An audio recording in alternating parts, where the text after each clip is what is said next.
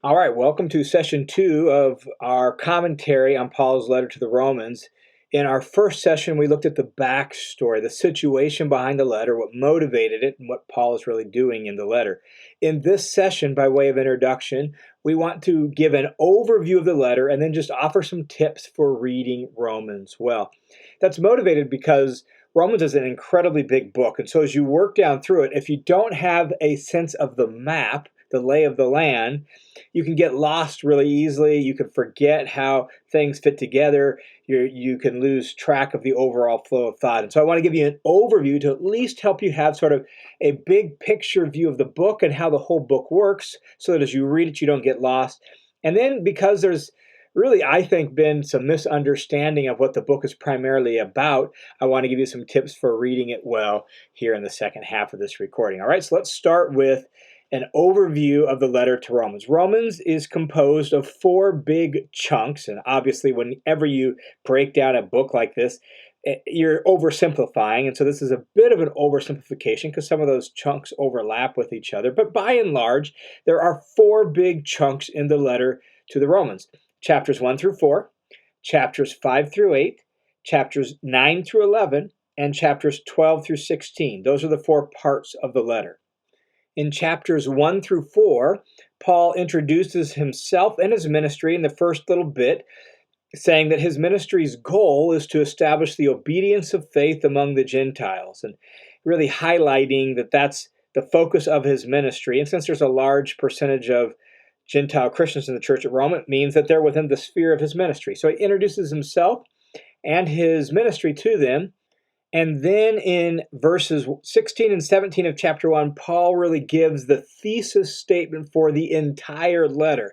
We need to make sure we understand verses 16 and 17 that way. Romans chapter 1, verses 16 and 17 reads like this. It says, "For I am not ashamed of the gospel, for it's the power of God for salvation to everyone who believes, to the Jew first, and also to the Greek.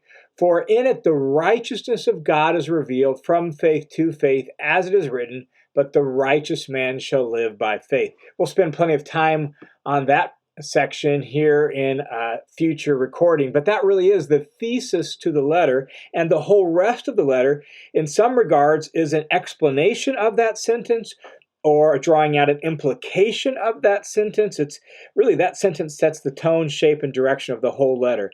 From chapter 1, verse 18 through 32, then, Paul shows how the whole pagan world stands under God's just condemnation because of their rejection of God, their rebellion against his way of life, and thus they stand condemned.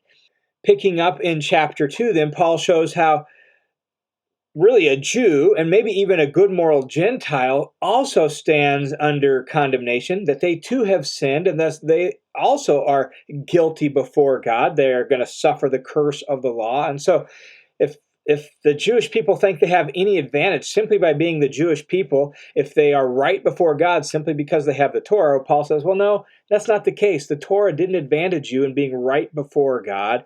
And thus, Paul then expands the thesis statement in chapter 3, verses 21 and following by saying that the righteousness of God is now manifested apart from the law and the prophets, and it's done so through Jesus Christ and his crucifixion. And then Paul goes on in chapter 4 to say this is in keeping with the whole story of the Old Testament, that the promise to Abraham was that God would ultimately bring Abraham's seed into the world and make the world right and reverse the curse through Abraham and his seed. And it would be on the basis of faith, just like with Abraham, that he was justified by virtue of faith. And so Paul lays that out in chapter 4, showing that how all the nations, that is the Gentiles, would be blessed through his descendant, and that Abraham received this promise apart from the Torah by faith, that he wasn't circumcised when the promise was given, and so he's the father of anybody who believes, both Jew and Gentile. Notice that sometimes we miss that both Jew and Gentile part, but that's really important for where Paul is going in the letter, as we explained in the backstory, that it is by faith, apart from Torah, based on the Messiah and in the Messiah. That's how justification works. With that, then, Paul turns to the second major chunk of the letter, chapters 5 through 8. And the first few verses, that first paragraph of chapter 5, is sort of like a transitional paragraph, wrapping up the themes of 1 through 4, preparing for the themes of 5 through 8. But here in chapters 5 through 8, what Paul wants us to know is this. In short, he says that even though it's by faith and not by Torah keeping, that people are put into a right relationship with God, doesn't mean that life is a moral free-for-all, that we can do whatever we want, live however we want, continue in sin, and still be the people of God. No, he says in chapter 6, we died to sin, and we've been therefore set free from sin. Now we have the Spirit of God, which provides a more effective means of transforming us into the very people that God wanted us to be in the first place. And so the message of chapters 6 through 8 is that through Christ and through the Spirit, the problem of sin, death, and condemnation that was brought into the world by Adam and then carried on by the rest of us humans, that problem of sin, death, and condemnation has been taken care of in Jesus and the Spirit. So by the time you get to the end of chapter 8 in the letter, Paul ends chapter 8 with a glorious and grand, really kind of crescendo of praise to God in Christ, and that there is no separation from the love of God in Christ for those who are in Him because of everything God has done for us. It's this real dynamic, flourishing expression of just the security of God's love for us and how great God's love for us in Jesus actually is. And by the time you get to the end of that section, Paul has made essentially two really big points. In chapters 1 through 4, I made the point that mankind are put into a right relationship with God by faith in Jesus the Messiah, not by keeping the Torah, and this is the way God always intended it to be. Point 2, in chapters 5 through 8, and mankind is actually sanctified, made holy, and now learns to live a righteous life the same way, by faith in Jesus as Messiah and the power of the Spirit, not by Torah there either. So both justification and sanctification is in Christ and by faith through the Spirit. Well, that raises a really important question. Well, what about all the Jews who haven't believed? That may not feel like a pressing question to us today, but in Paul's day, it was a very pressing, real, personal, and pastoral question, because the majority of the people who were coming into Christ in Paul's day and age were Gentiles. And in the church at Rome itself, you had plenty of Gentiles, probably a larger percentage of Gentiles than Jews. And you had tension between those groups. So this is a really, really pressing both theological and pastoral question that Paul takes up in chapters 9 through 11.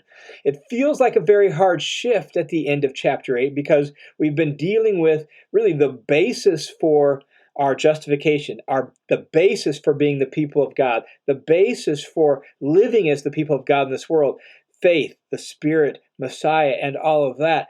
Then we get this hard shift in chapter 9 that can kind of jolt us, and because of that, some people have actually almost suggested that chapters 9 through 11 sort of interrupts Paul's thought, but it doesn't. In some ways, that's at the heart of his thought because of the emphasis on worshiping God with one voice together that he's going to culminate with in chapter 15. And so this is a really important moment in the letter of Romans, even though it's a very jolting shift, and even though chapters 9 through 11 is a very difficult section of Romans.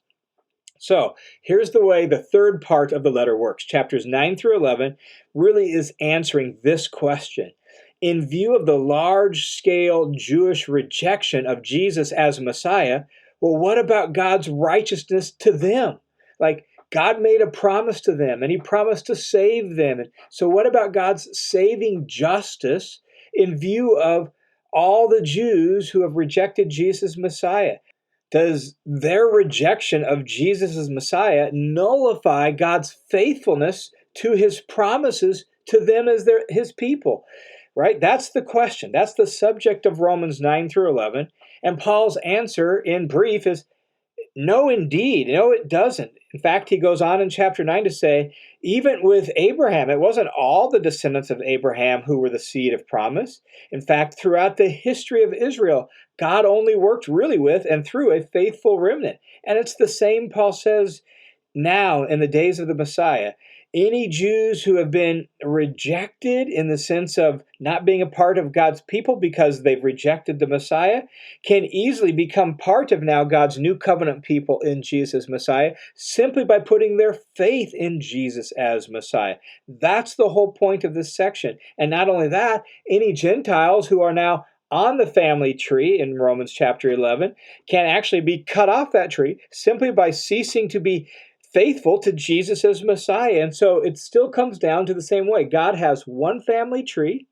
That family tree is composed of Jews and Gentiles, and everyone is on that tree by virtue of their faith in the Messiah and for no other reason. And so that's where chapter 11 ends, is this picture of God's family tree, if you will, and he only has one.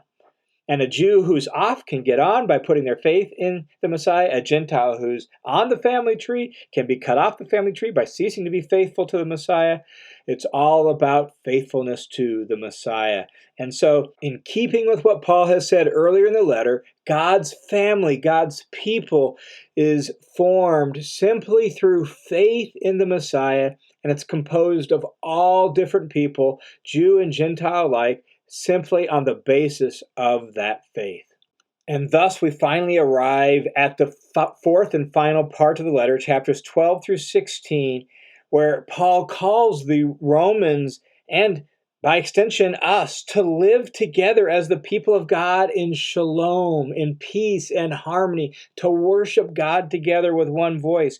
And so all of the theological argumentation and explanation of chapters 1 through 11 has been leading up to this moment in the letter where Paul says, so since you're the people of God, and since that is based on the mercy of God by virtue of faith in Jesus, not by your own performance, not by your own righteousness and your goodness, but simply by the saving mercy of God, since that's the case, then learn to live together as the people of God. Welcome each other, even though you have different heritage, different background, different customs, different ways of doing things. All those secondary differences no longer matter. Worship God together as one people in Christ. In fact, chapter 14 here in this section really brings it all to its sharpest point, where he basically says, not to oversimplify, but basically what he says is, look, if you're a Jewish believer or maybe even a Gentile believer who's joined with the Jewish believers, and you're like, no way, I'm not going to worship with those Gentile believers because they eat bacon and ham.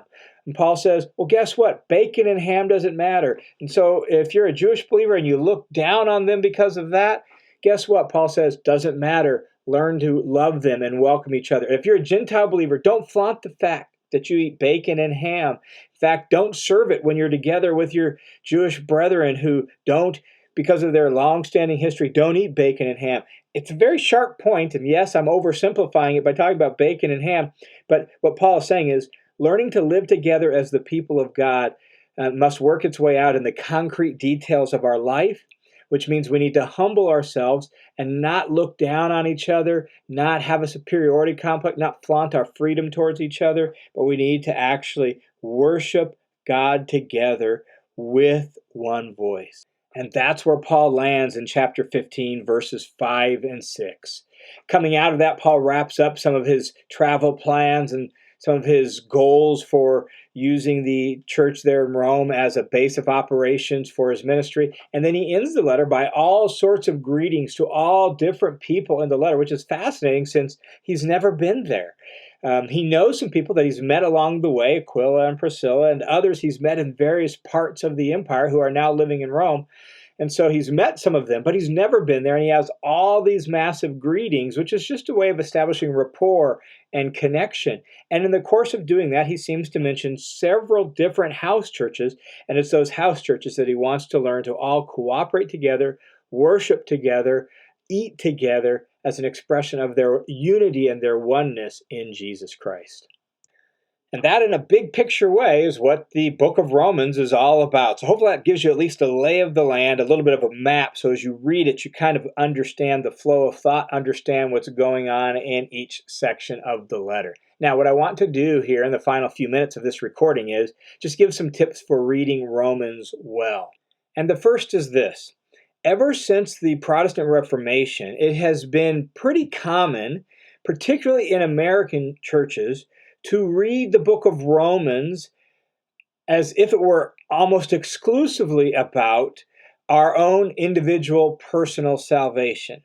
In this approach to the letter, Romans emphasizes justification by faith because Jews were teaching justification by works. And thus, Romans is predominantly about individual salvation and justification by faith. It's about how a person gets saved, about how a person becomes right with God. Now, Romans has plenty to say about that, obviously, right? About being justified by faith in Jesus. And that's going to be experienced personally and individually. And so we don't want to lose sight of really the implications of Romans for the sake of living on the basis of grace, for the sake of the assurance of our salvation being based on all that. And so that's an important emphasis.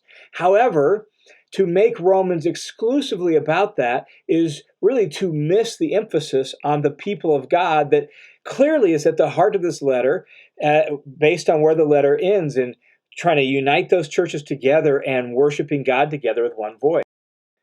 In fact, when we emphasize the individual over against the people of God, that is what leads to confusion, I think, about Romans 9 through 11. Both confusion about its place in the letter and even confusion about its overall theological emphasis. When we take the letter to be about how you get saved, Romans 9 through 11 doesn't feel like it fits directly into the letter. And then we have to figure out what to do with it. And we come up with whole doctrines about, certain individuals are predestined to be saved and others aren't, or things like that. That's because we've missed the emphasis on the people of God in this letter. And so we need to make sure we don't lose sight of the people of God element in reading this letter. So in order to read Romans well, one of the first things we need to do is keep the people of God at the forefront. Don't make the primary thing your own personal salvation. Obviously, that's important, and we enter into the people of God individually, but it's not the main point of the argument of Romans. A second tip is this, that when reading Romans, be sure you keep in mind that the word works is usually short for works of the law, which refers to the Old Testament law, the Torah. It's not necessarily about people trying to earn their salvation by keeping the Old Testament. So the contrast between faith and works is not a contrast between earning and not earning, or between effort and non-effort. It's a contrast really between the necessity of, or the advantage of, living by the old covenant, Torah, and living by faith in the Messiah to be right with God. So we want to make sure we don't overgeneralize the word works and just turn it into moral living, moral effort, moral law in general. No, it refers to specifically the old covenant. And Paul's point is that the old covenant is no longer the line of demarcation for the people of God. That now is marked out by faith in Messiah. And that leads to a third tip for actually reading Romans well, and that has to do with really the historical framework, or the chronological framework, if you will. In other words, in order to read Romans well, we need to keep in mind what time it is. Here's what I mean by that. Much of what is said about the people of God and works of the law in Romans reflects the fact that Jesus and the Spirit has ushered in a brand new era in what God is doing in the world. This new era is the fulfillment of the very promise to Abraham, and so it is the culmination of the story that began clear back in Genesis chapter 12. And so we've moved forward in time. And so much of the argument is a historical argument, a chronological argument, that if you are trying to live on the basis of Torah, if you're trying to mark out the people of God on the basis of Torah, you're going backwards in time. You're trying to reverse time. You're trying to live in a different era, in an age whose day is over and whose job is done. A new age has come. Now we live in the day of Messiah and the Spirit. And the Messiah and the Spirit is what makes us, as the people of God now, really the fulfillment of everything God intended when he first gave the law. We actually now can live out the very righteousness that the law intended by the power of the Spirit. And one last reading tip is this. As you read, pay attention to the question and answer style of writing that is so prevalent in parts of Romans. It really helps us follow the train of thought when we realize Paul's asking a question and then he's answering a question. He's asking a question, then he's answering a question. Not all throughout Romans, but in large sections of the letter, that's exactly what's going on. And so if we want to understand the answer, it really helps to make sure we pay attention to the question. So as you read, pay attention to the question and answer approach that Paul uses oftentimes, much of the time, throughout the book of Romans. All right, that should get you up to speed on kind of how the book is constructed and some tips to make sure we read the book well, so we're reading it the way it was originally intended to be read, reading it in its original context, so that we can actually understand the book the way Paul wants us to.